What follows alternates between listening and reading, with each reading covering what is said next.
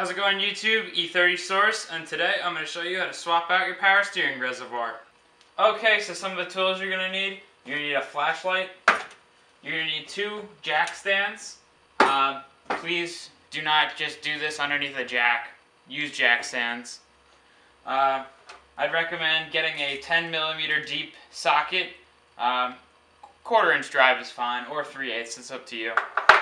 You're going to need some wrenches, some assorted sizes to get off the banjo bolts that are holding on to the bottom part of the rack.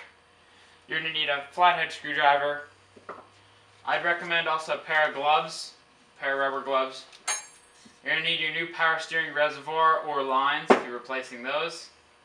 You're going to need your catch pan to get all the power steering fluid into. And optional but highly recommended, a creeper to help you roll around on the floor with. Because back in the 80s, the E30s came with some cheap plastic reservoirs which would crack over time and cause leaks. So you can swap it out with a newer one, or I just got mine out of an E46 that was lying in the junkyard. Start by jacking up your car, and please put it on jack stands. Once both sides of the car are up in the air, pop your hood and reveal the engine bay. Find your old reservoir and open up the cap. Here's the first banjo bolt that you're going to be removing. It's on the power steering pump itself, and it's a 22mm bolt. Remove it and have your catch pan ready, because this stuff comes out quick.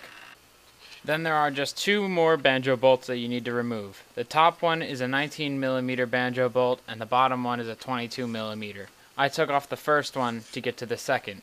These are on the steering rack themselves. And there's just one more little bolt to remove, and that's a 10mm holding on the clamp on the power steering reservoir on top in the engine bay. Now you can just pull out the whole reservoir with its 2 lines attached to it. Now it's time to swap everything over. I got a towel and wiped down the lines that were now going to be cleaned and made sure that there's no cracks or any type of stress wear on the lines, and then I would replace those accordingly. I already replaced these lines a month earlier, so there's no point to me replacing them again. Then I undid the screws that held them onto the reservoir. And I swapped over the lines one at a time. Then I tightened down the hose clamp on them. You don't want to tie it too tight, but you don't want to have it too loose where it will leak. Just firm enough so it's grabbing it. Note that you could also crack one of the nipples off of the reservoir, so be very careful. And everything looks good to go. Time to install it. Then I took the reservoir and put it back into the clamp. And the 2 lines I just kind of threw down there where they needed to go.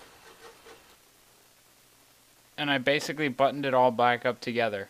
Note that you do need to put the bottom one on first before you put the top one on the steering rack part. And also make sure that the washers are there on either side of the banjo bolt. Then I retightened the clamp on the power steering reservoir and make sure that it's pretty tight and snug. Now it's time to refill the power steering reservoir. I filled it up with all the power steering fluid that I had left over. I know I did lose some, but I can't help it. Also, I did make a funnel out of the top of a Poland Spring bottle, and that really helped out. But I did spill some on the side also, so that's my mistake. Now bring down your car and close up the hood. Now start up your car and cycle through the wheels a bunch of times. Turn the wheel all the way to the left and all the way to the right, and then you'll hear the power steering pump kick in. This is so you can see if the oil is cycling. And then make sure that there are no leaks. And if not, then you're good to go. Thank you for watching E30 Source, and stay tuned for more E30 videos.